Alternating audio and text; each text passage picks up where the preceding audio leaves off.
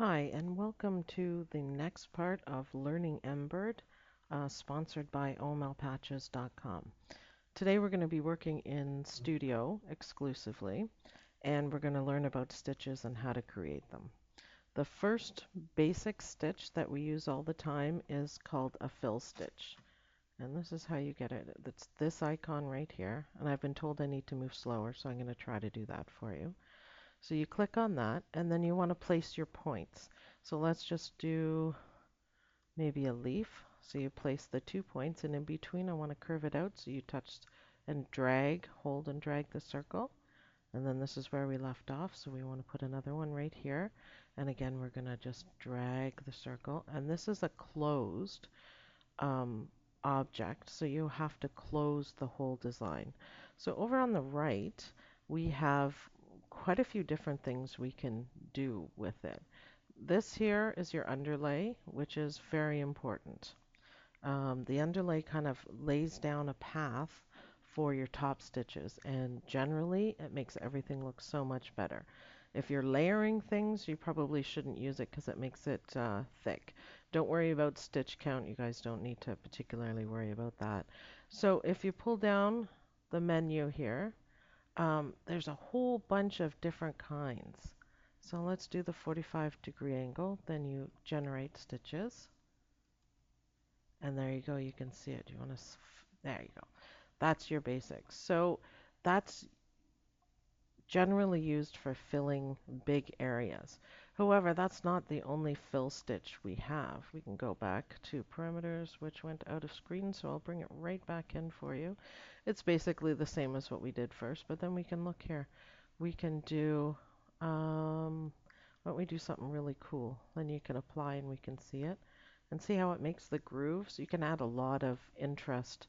Instead of just having plain designs, you can do something. I kind of like this one. I've used this one quite a few times. And you can change the angle of it. You can play around with it. Um, that is awesome. How about bricks? Yeah, see, I like that.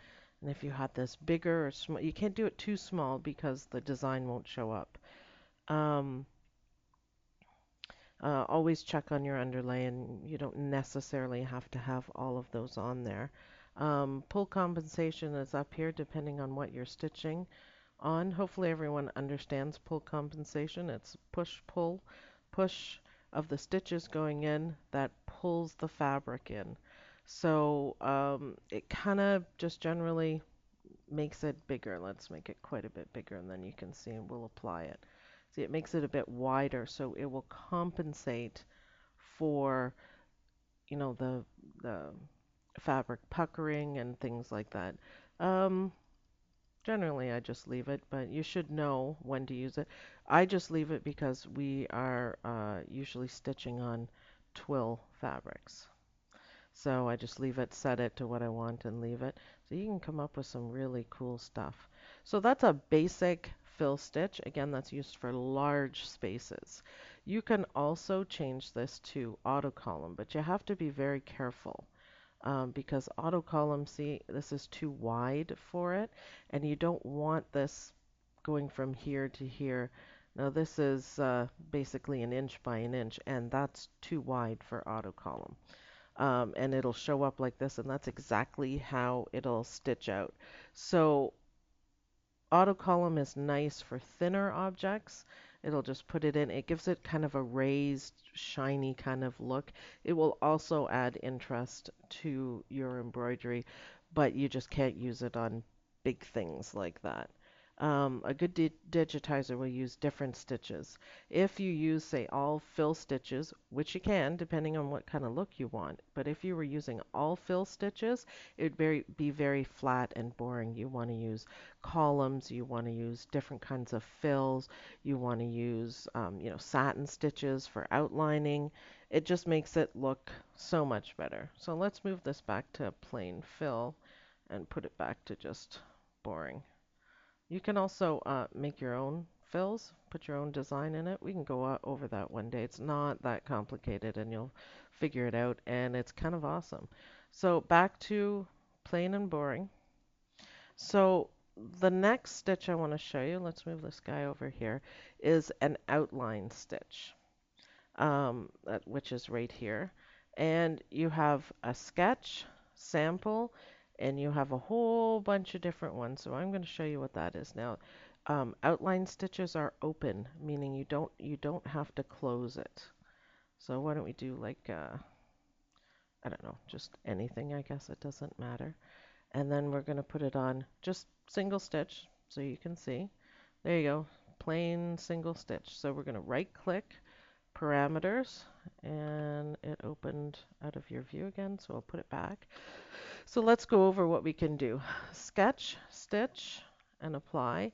Now, it doesn't look like much, but basically, we use this quite a bit if you're outlining something small, say for example our leaf shape. If you were to put a satin stitch on it, it would be really thick and it wouldn't look the greatest. It's too much.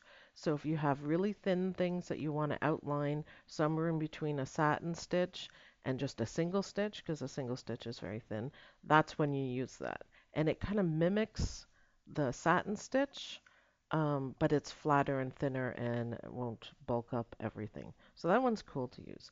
You go down to sample and you can do these really cool designs with it. Isn't that neat? It's kind of like, obviously that doesn't work in the corners, but it's kind of like what we have on the sewing machines. And that is excellent. That can look like feathers. You can put that around in a different color and it would look amazing. So you can come up with, how about hearts? You can just play around with these stitches and you can come up with some really, if you wanted to do stars, isn't that fantastic? A whole line of stars. Let's see what else there is. Oh, this one's getting kind of fancy. That would have to be in a straight line, but it still looks good. I still like it. What's next? Oh, well, satin stitches. We might as well do that. Nice thick borders. There you go. That's what you're used to seeing. And we're in 3D, so you can see all the stitches. I wouldn't put this around the leaf because it would cut into the leaf too much and it's way too small. You can, however, make the width smaller. I wouldn't go too small or it's not going to look good. That's pushing it. But you can do that and that looks fine. Applique, you can do that. I'll make another video about that. How about a border stitch? Those are really cool. I really like those. Isn't that neat? It's the rope stitch doesn't work as well on angles, but it still looks good.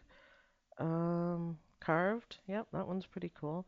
So you can come up with some really good ideas in just a few clicks to come and add interest. That almost looks like a castle. To add interest to anything you're doing just with a few clicks. You don't have to design anything. You don't have to do anything. So these are basically thicker. That one's pretty neat. Again, that would look better if it was straighter around in a circle, but it's pretty good. How about squares? Yeah, I kind of like that. So that's outline stitch, and you manually place them, and you just have to know which ones you want to do. Let's move that back to sketch, and we're going to click on generate stitches. You can't do anything until you generate the stitches. And remember, this is a closed object, and this is open. So closed means you have to have the two edges closed. Into one shape. So if you were to leave your last stitch, say right there, it'll automatically close it and it won't be as pretty. This can be open so you can go la la la all over the place and you don't have to worry about it. So another type that we can work on, actually I am going to right click and delete this guy. Down here is column. And we'll switch that to be let's see if I get it right. I always do this wrong. I did it right. So you lay down a column stitch and you can change the width, you can change everything on it. All right, I'm going to put that back up there. Then you can go in, you see it has the circle, so you can change how it looks. And you can make your own designs really quickly.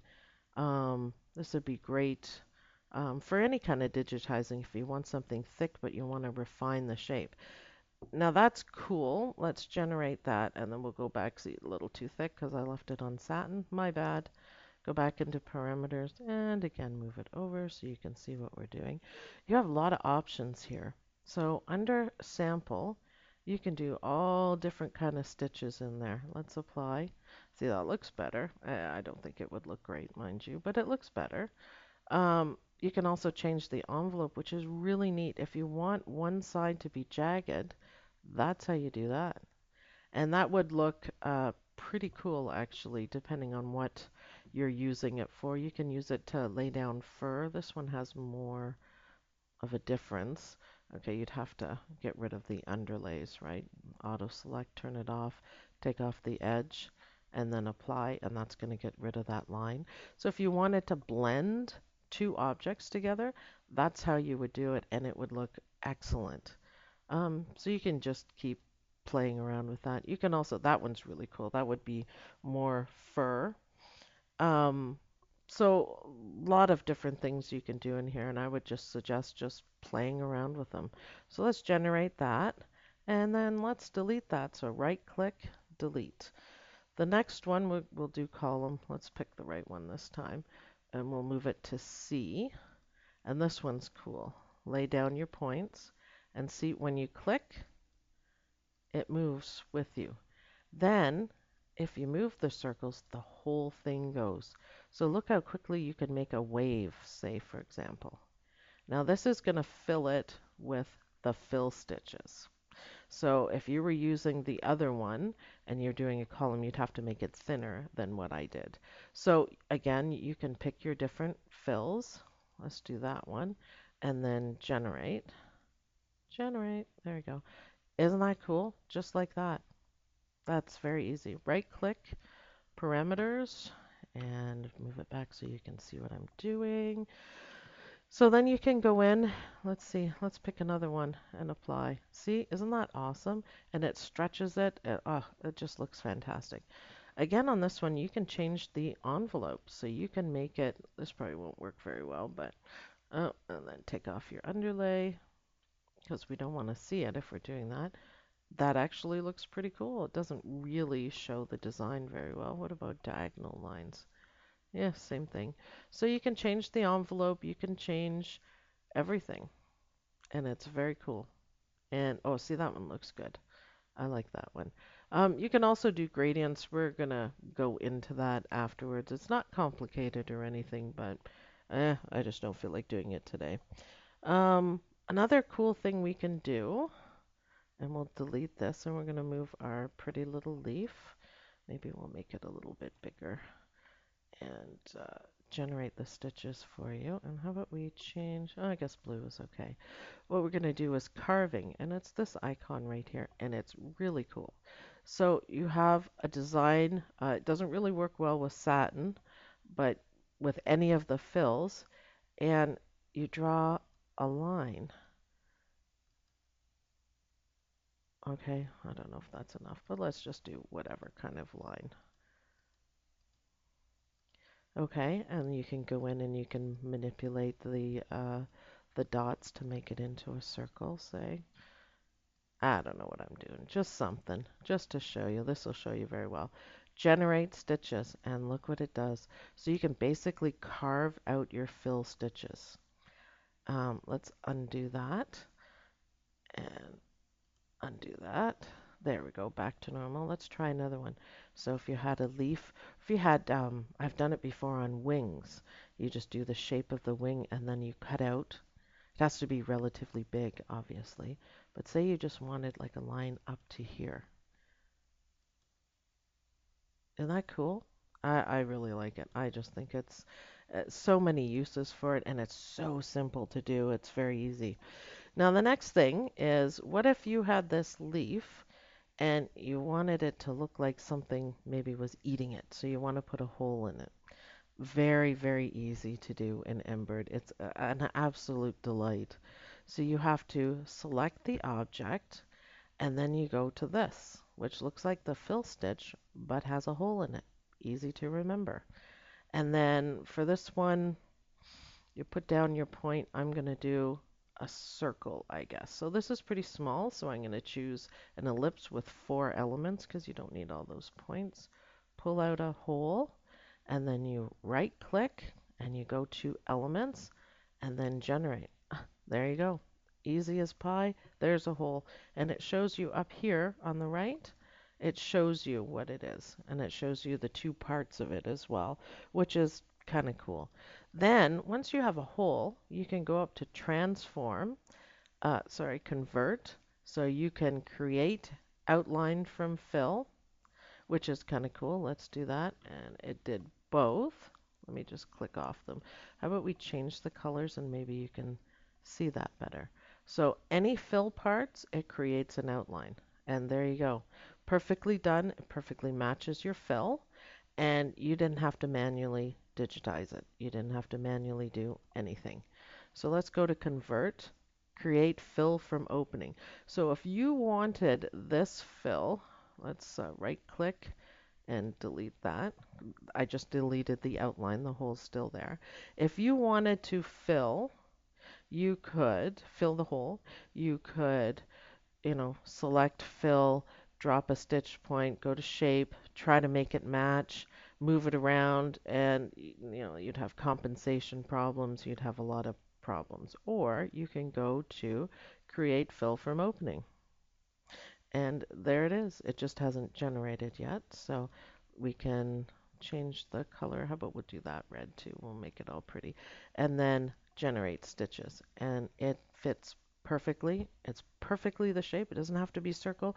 No matter what it is, that's what it's going to do. So that's really, really quick and easy. So the next thing I'm going to show you really quickly, how about we just right click again, delete. There are keyboard shortcuts. I'm a mouse person. You can feel free to use all the keyboard shortcuts. I'm also working on a Mac, so not all my keys work the same.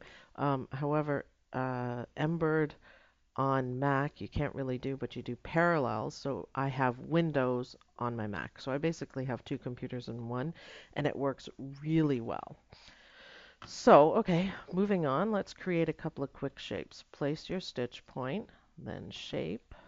We'll make this a bit bigger, and then we're going to pull it out.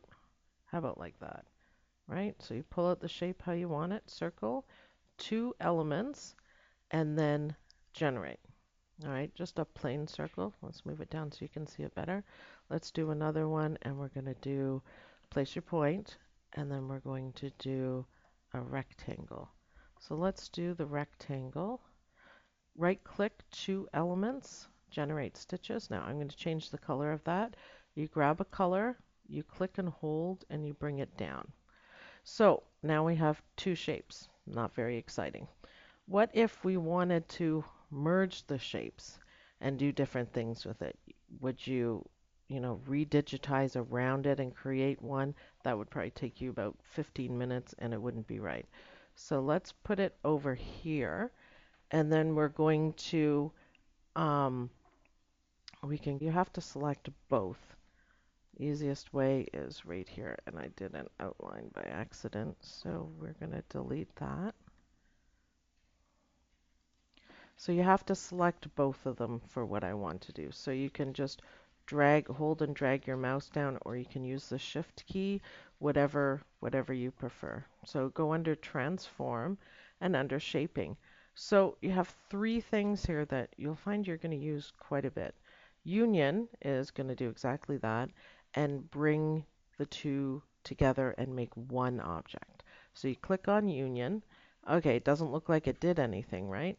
But if you look over here, it did. Let's click the eyeballs. There it is. Now it's just an outline, so we're going to generate the stitches. So I put the circle and the rectangle all in one. That's a very, very fast way of doing it. And the way Embird does it too is really nice because it leaves you with your original shapes. So if you want to do something else with it, like we're going to do momentarily, you can. Or you could delete the two and just be left with the one that you wanted. We could just even move it down. So again, here we have our two. This is another way of selecting two objects. Holding down the left mouse key and just dragging out a box. You tend to do that quite a bit too. Go back to shaping and intersection. I don't know how well you can see it, but the little pictures are going to tell you what it does. So let's click intersection. Again, it doesn't look like it did anything. So let's turn off the original two. So that's the intersection. That's the spot where the two items overlapped. And that's what intersection does. Seems kind of, useless in this idea, but if you wanted that shape, or say you had a circle with something over it, it would just keep the intersected parts where they overlapped. Kind of cool. I've used it. It's kind of neat. See, and it's perfect. It absolutely fits in there. Let's get rid of it though. Now again, we're going to select both of them, transform, shaping, and difference. And yes, I bet you can guess what this does. Clicked on it, doesn't look like anything. Let's get rid of these two. And there you go. It's kind of the opposite. That's a great way of making precise shapes. And it's so easy to do. Generate stitches, change the color if you want. That's what you're left with. Now the other two are here, of course. We're just not seeing them. So, okay, next thing is, and these ones are really handy. We tend to use them all the time. Say you have done something like this and it's just not quite right. How do you edit the points?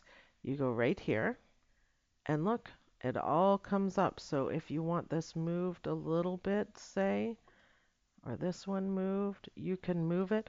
This purple line is where it used to be, and this is the new one. So say you wanted to, oh, I don't know how I would change it. I don't even know what it is. Make a straight line like that, and then generate stitches, and then I guess it's kind of Pac-Man. You don't like that? Go edit, undo, and you have to do it again because that was for the generate, and then it comes back. So again, you click on it and it's this one, edit points, and you whatever points are there, you can edit them just simply by moving them, pulling them out. You could change this, with a little more detail, but you could kind of make a flower just with what, 5 clicks? Generate flower with a chunk out of it. I don't know. What else can you do? Once you have your basic shapes, go up to the transform menu, and you have quite a few things up here you can do. So we could snap that to previous object. It'll just kind of match it with it. You can click and it'll flip it. This one doesn't look any different because it's the same both ways. You could flip it horizontally. Just with one click, no redigitizing, nothing. You rotate it. Um, Transformation, oh, let's do that. That's a lot. Bring to center, we use that all the time. You can center it vertically and center it horizontally, and that will center it in whatever hoop size you have chosen. So let's go to the transformation window because wow, it's got a lot of stuff in here, and I'm gonna show you how to use it. So this one is to move it if you wanted to specifically move it a certain amount over. If you have your grid on and whatever, you just click and it'll move. You don't see anything, but you can apply it and see it moved. Just if you want to be that precise, if you feel the need. Rotating, uh, you need to click and hold. So apply. You can also apply to duplicate. Let's pick another degree and apply to duplicate. And what that does is it leaves you, it's hard to see in here, you can see it over to the right. It leaves you your original in the original position, and then it does the transformation to a duplicate. Very handy indeed. So you can play around with that and move your shapes around. This one, if you want to skew it, and we are on, you can, because this looks like a mess, and you're probably thinking, where am I? Okay, you can go over here and it's highlighted. You can see we're on the second one where we turned it upside down. So if you want to, stretch it, skew it, play around with it, let's just apply it. There, you can use it. Resize, if you wanted to precision resize it, I usually pull them in or out, but if you need it to be a certain height, this is a very quick way of doing it and very easy. This one is how to move it around. These are all the objects, and this is the order you're in. So that's pretty handy. This is aligning. If you have two objects and you wanted them to be aligned perfectly, like that or through the middle, that's how you do it. Again, you have to select the two objects because otherwise Embird won't know what you're talking about. And that works out really well. This is for just a different way and it's three objects. So that is really handy stuff. How about we generate these guys? Now, when you are, there's generate. I lost it there for no apparent reason. And I'm right clicking and clicking generate. So when you are stitching out, or when you're finished, I guess we can say, what you want to do is organize your work logically. You should be digitizing logically, make a path. Once you get really good at digitizing, you just look at it and you have it all mapped out in your mind. I'm going to do the outline first, I'm going to do this, and this is how I want it to stitch out. Until you get good at it, do everything that you can and then reorganize it. You can change the order because right now it would stitch out the red circle and then it would trim, change colors to the blue rectangle, and then change colors back again to and trim and everything and go back. So you have a lot of color changes in there. If you can, if it doesn't affect your layers, you, oops, I clicked that by accident. Right click and hold, and you see on my cursor that it has a little square saying that you're moving it. Release where you want it and insert. In this one, I'm going to insert after. So for stitching, obviously this isn't a very nice design or anything.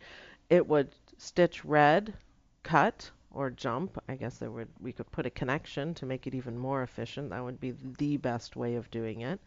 And then stitch red, so no color changes. You can't always do that depending on how you're layering things, but you want to try to optimize it, we call it. If we're stitching out 50 of one patches, we don't want, 40 changes. That's fine, the machines all do it. We have big machines, 15 needle machines, but it just takes so much more time. So we insist you have to optimize everything and create as many connections as you can. Because you can, depending on how everything's layered. If I had this, let's move the blue down. So insert after. So if I had this sitting like this, which you can pretend it's something else, um, it's going to stitch out the two pink flower thingies, and then it's going to stitch this over top. So what you can do with with the flower thingies, you can create a connection anywhere in here. So you stitch this one, and then no trims, no color changes, stitch the next one. Okay, so there's going to be a big line. Whoops, there's going to be a big line there, of course. That's fine. This is going to cover it all up, and that's how you get really efficient. So you want to digitize and have it set up or rearrange it, as the case may be, so it stitches from the bottom up, from the bottom layer, and then you can do all your connections and you can make it really efficient, and then the top layer covers up those kinds of stitches. So that's how you optimize it. A good digitizer will have minimal trims and minimal color changes, if at all possible. And of course, if you're not sure how everything's going to stitch out, you need to go to the right down here on the bottom to the stitch simulator. And you watch, we use this many, many, many times. I only selected one, so let's stop. I had the one selected, so it's only going to simulate the stitches for the one. So you just go back. And so we know it's going to stitch out the red, and we have a whole bunch of underlay. Let's speed it up there. That's what you use the stitch simulator for. It's fantastic. It basically shows you how your machine is going to stitch it out. Now, if this was, some kind of a real design, I'd put a connection or something, depending on how far away that was and depending on what else I was doing. But you can see your mistakes. When I teach people how to digitize, what I normally say to them is pick a professional, really well done design and watch it stitch, because you can see what the professional digitizers are doing. You can go to Embroidery Library. That's absolutely fantastic. They have wonderful stuff. A commercial professional place is Dakota Collectibles. And if you pick up, say, Dakota, we use a lot because we do commercial stuff, um, and you pick one of their really gorgeous, elaborate designs, you can see all of the high-tech stuff that they're doing. And it's fantastic. You can see how they attach things, how they pick the order. You can watch it all stitch out. It's absolutely great. And that's the best way to learn is watching it stitch. If you don't feel like sitting in front of your computer, go throw it on your machine and sit and watch it. Whenever we create a new design, that's what we do. Um, we will, watch it on the stitch simulator on the computer, fix our mistakes. Usually have to go back quite a few times because you didn't notice it. You didn't notice that you needed, say, something under here. But when you watched it and it would trim and then go, you go, okay, so you stop it, you go back, you add it, you watch it again.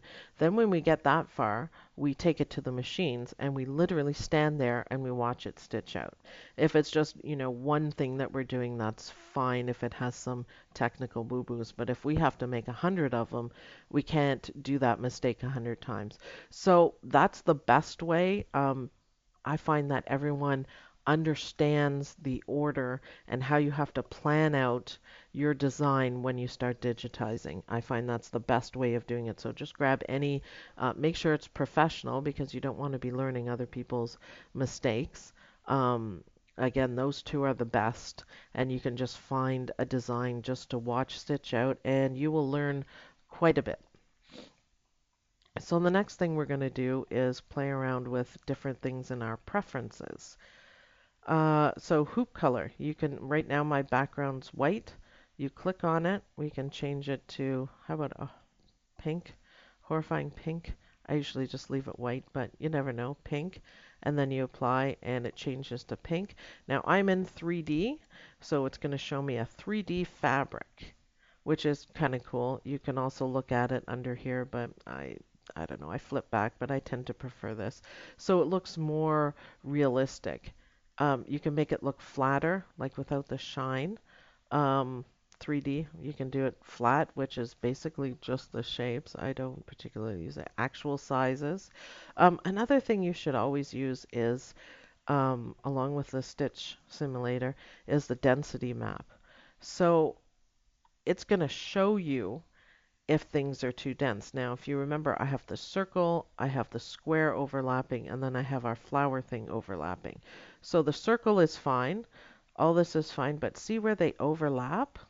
Yeah, that's might cause thread breaks, it might cause needle breaks, and you just have to watch it.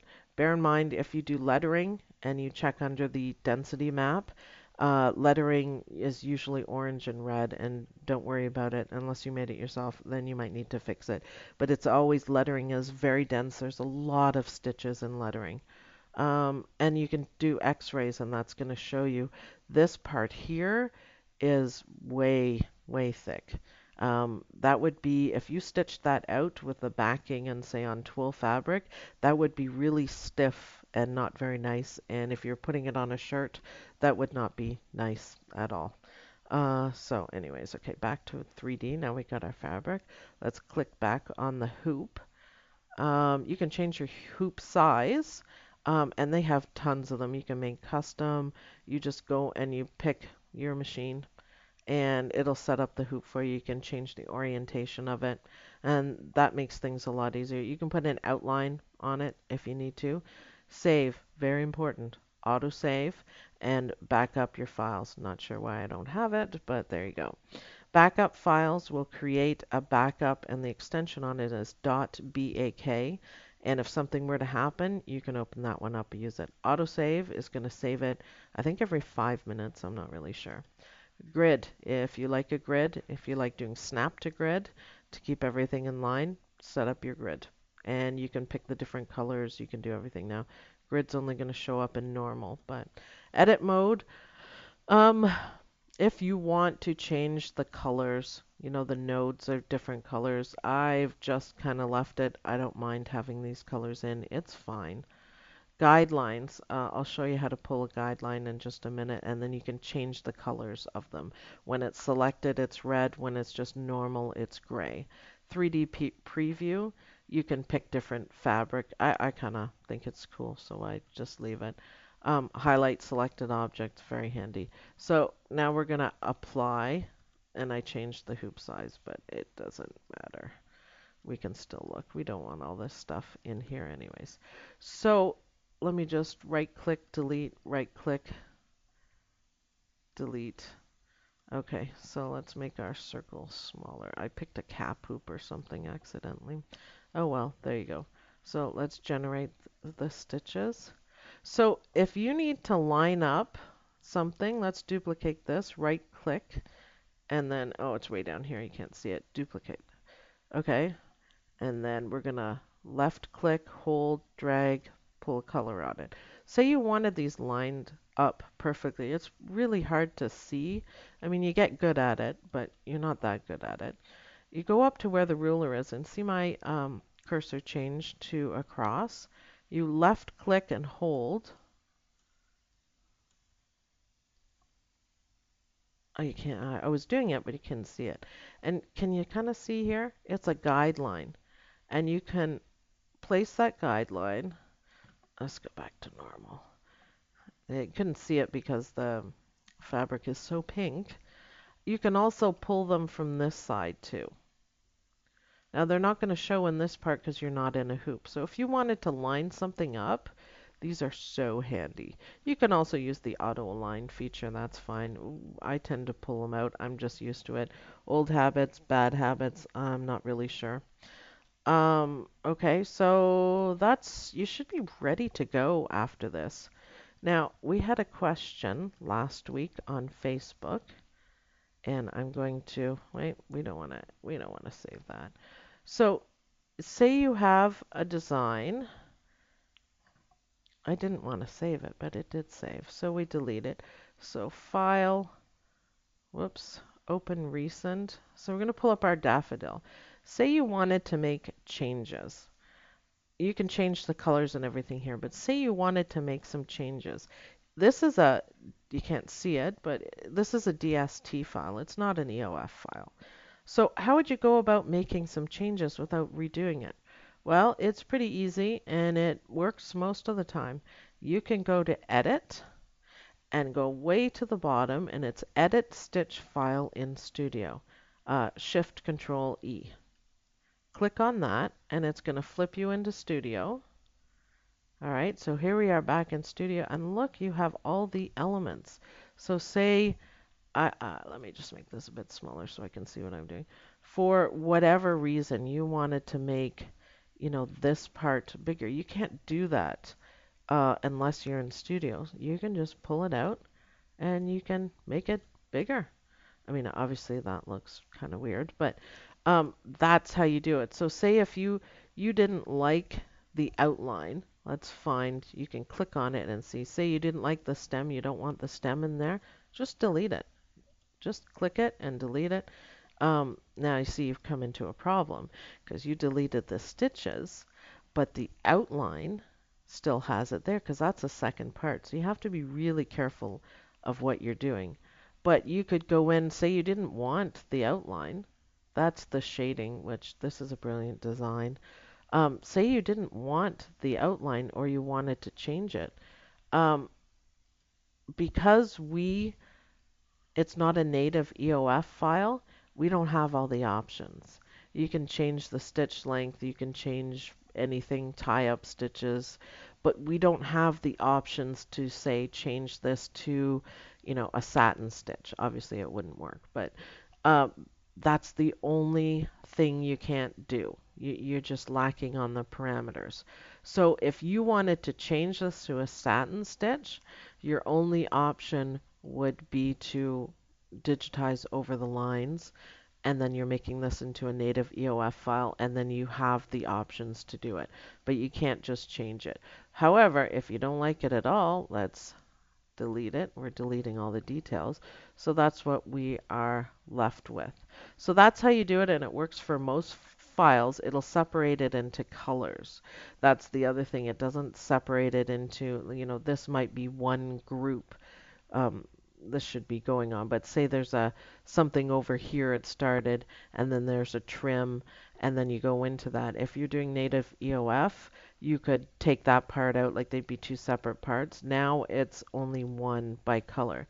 Still very handy if you want to make some small changes, or say, I deleted that. I might have taken that whole outline and made a bigger hoop and put the outline over here and then just traced it or something. Or if you want to create, split up a design and create your own thing, just leave it like this and start placing your stitch points. So this one would be, you can see all their stitch points, an outline, which is open. So click here, and then make your bend.